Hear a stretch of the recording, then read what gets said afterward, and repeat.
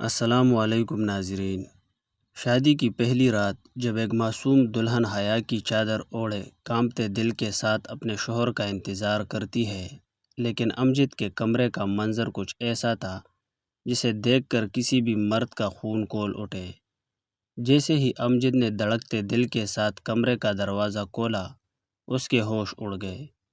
سمرین نیم برہنہ عروسی جوڑے میں بیٹھ پر امجد ایک انتہائی شریف خاندانی اور معزز گھرانے کا نوجوان تھا، جس کی شادی سمرین سے طے پائی۔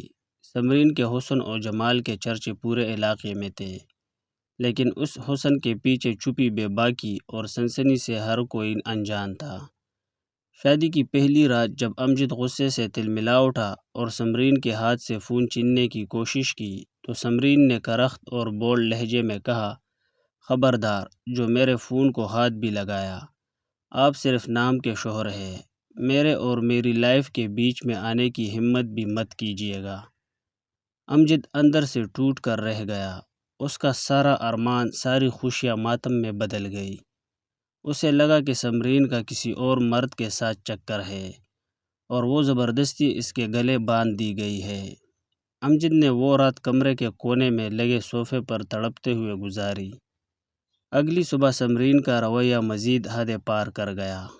وہ صبح دوپہر کے قریب سو کر اٹھی، سر پر دوپٹے کا نام و نشان نہ تھا اور سسرال کے مردوں کے سامنے انتہائی بے باک لباس میں آ کر بیٹھ گئی۔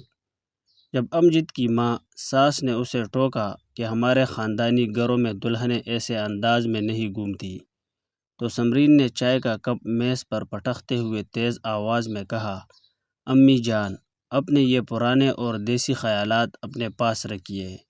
میں جدید دور کی لڑکی ہوں اور اپنی زندگی اپنی مرضی کے کپڑوں اور مرضی کے انداز سے جیوں گی، کسی کی غلام بن کر نہیں۔ پورے گھر میں جیسے قیامت ٹوٹ پڑی۔ ساس نے امجد کو اکیلے میں بلا کر خوب بھڑکایا، امجد، میری بات کان کھول کر سن لو، یہ لڑکی شریف نہیں ہے۔ اس کے لچن، اس کا لباس اور اس کا اٹھنا بیٹھنا بتا رہا ہے کہ یہ کسی اور کے عشق میں مبتلا ہے۔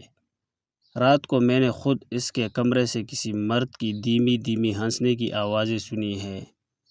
یہ دلہن بن کر ہمارے گھر کو برباد کرنے آئی ہے۔ یہ ہماری خاندانی عزت کا جنازہ نکال دے گی۔ دن گزرتے گئے اور سمرین کی بے شرمی عروج پر پہنچ گئی، لیکن کہانی کا سب سے بڑا اور ہولناک موڑ شادی کے چوتھے دن رات کے اندھیرے میں آیا۔ رات کے ٹھیک 2 بج رہے تھے، پورے گھر پر سکتہ طاری تھا۔ اچانک امجد کی آنکھ کھلی تو اس نے دیکھا کہ سمرین بیڈ پر موجود نہیں تھی۔ امجد کا دل زور سے دھڑکا۔ وہ دبے پاؤں کمرے سے باہر نکلا۔ پورے گھر میں اندھیرا تھا، لیکن گھر کے پچھلے حصے بالکونی سے ہلکی سی روشنی اور کسی کے سرگوشی کرنے کی آواز آ رہی تھی۔ امجد رینگتا ہوا آگے بڑھا۔ جیسے ہی وہ بالکونی کے پاس پہنچا، اس کے پیروں تلے سے زمین نکل گئی۔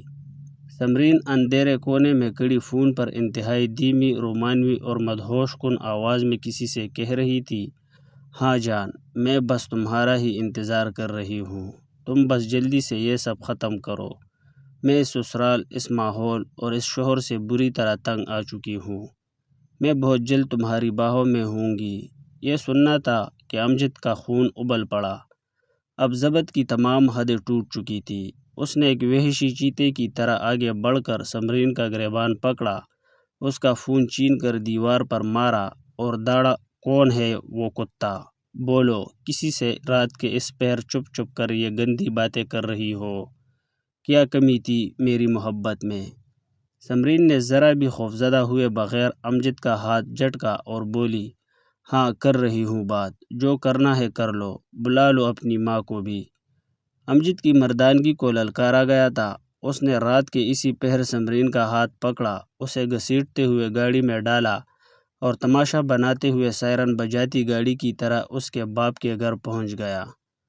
امجد نے رات کے 3 بجے سمرین کے بوڑھے باپ کا دروازہ اس زور سے پیٹا کہ آس پاس کے پڑوسی بھی جاگ گئے۔ جیسے ہی ضعیف باپ نے گھبرا کر دروازہ کھولا، امجد نے سمرین کو اندر دھکا دیا اور پورے محلے کے سامنے چلایا، سنبھالیے اپنی اس بے حیا، بدکار اور بے شرم بیٹی کو، یہ راتوں کو غیر مردوں سے پینگے بڑھاتی ہے۔ اس نے میرے خاندان کی عزت کو بازار میں نیلام کر دیا ہے۔ میں ایسی بدچلن لڑکی کو اپنے گھر میں ایک سیکنڈ بھی نہیں رکھ سکتا۔ میں اسے طلاق دیتا ہوں۔ طلاق کا لفظ سنتے ہی بوڑھے باپ کے سینے میں جیسے خنجر اتر گیا۔ وہ تڑپ کر دل پکڑ کر زمین پر گر پڑے۔ لیکن عبرت کا مقام دیکھیے، سمرین جو اب تک بالکل خاموش کھڑی تھی، اپنے باپ کو مرتا دیکھ کر بھی اس کے چہرے پر نہ کوئی خوف تھا، نہ آنکھوں میں ایک آنسو۔ وہ بالکل پتھر کی مورتی بنی کھڑی رہی۔ بوڑھے باپ نے روتے ہوئے رینگتے ہوئے امجد کے پاؤں پکڑ لیے اور تڑپ کر بولے، بیٹا خدا کے لیے ایسا غضب مت کرنا۔ امجد بیٹا، میری بچی بدکار نہیں ہے، وہ دنیا کی سب سے مجبور لڑکی ہے، وہ بیمار ہے۔ امجد نے نفرت سے تھوکتے ہوئے کہا، کیسی بیماری؟ جو راتوں کو غیر مردوں سے رومانوی باتیں کرواتی ہے، جو ننگے سر گھومتی ہے۔ باپ نے داڑے مار کر روتے ہوئے وہ سچ بتایا جس نے امجد کی روح تک کانپنے پر مجبور کر دی۔ بیٹا، شادی سے صرف 10 دن پہلے سمرین کا ایک ہولناک کار ایکسیڈنٹ ہوا تھا جس میں اس کے سر پر گہری چوٹ آئی۔ ڈاکٹروں نے بتایا کہ اس کے دماغ کا وہ حصہ ہمیشہ کے لیے مر چکا ہے جو انسان کو شرم، حیا، خوف، ڈر اور رونا سکھاتا ہے۔ یہ اب چاہ کر بھی کسی بات پر شرما نہیں سکتی، کسی کے غصے سے ڈر نہیں سکتی، نہ ہی یہ رو سکتی ہے۔ اس کا چہرہ اب ہمیشہ کے لیے ایسا ہی بے باک رہے گا۔ امجد نے کانپتے ہوئے پوچھا، تو پھر یہ رات کو فون پر کس سے باتیں کرتی تھی؟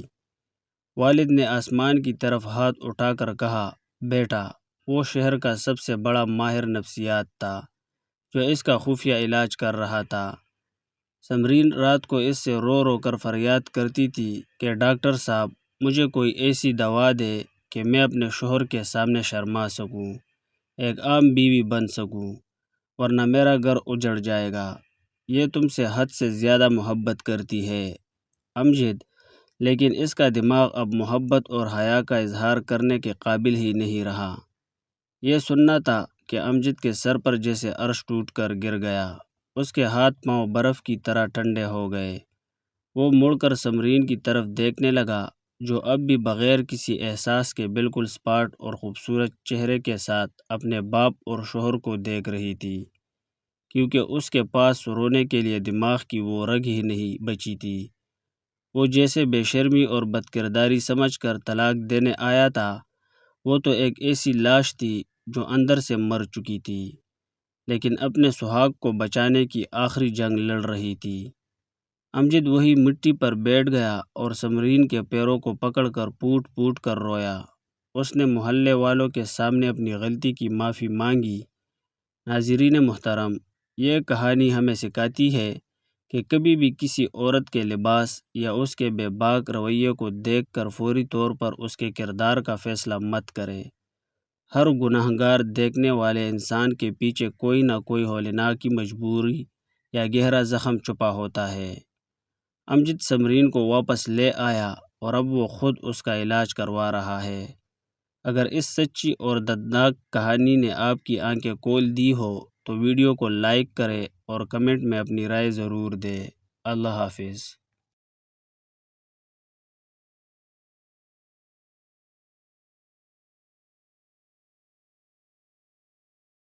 دوستو ویڈیو کو لائک اور کمنٹ کریں، چینل کو سبسکرائب کریں تاکہ آنے والی نئی سبق آموز اور تاریخی واقعات آپ تک سب سے پہلے پہنچے۔